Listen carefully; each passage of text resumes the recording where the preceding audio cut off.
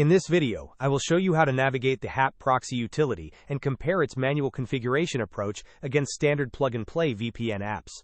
While typical VPNs like PureVPN or Avast offer a one-tap connection with preset servers, Happ puts the control in your hands. It functions as a powerful client for advanced protocols, including VLESS Reality, VMES, and Trojan. A major contrast here is that Happ does not provide servers for purchase.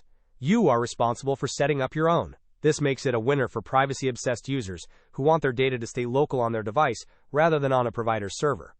However, the trade-off is a steeper learning curve, as seen in user reviews where some find the manual config management a bit tedious compared to automated alternatives like Nekobox.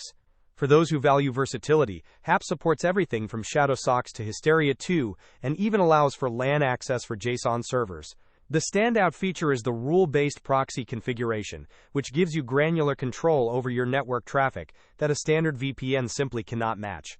It is a lightweight tool with over 10 million downloads, proving its reliability for those who know how to handle X-Ray Core or V2 Ray setups.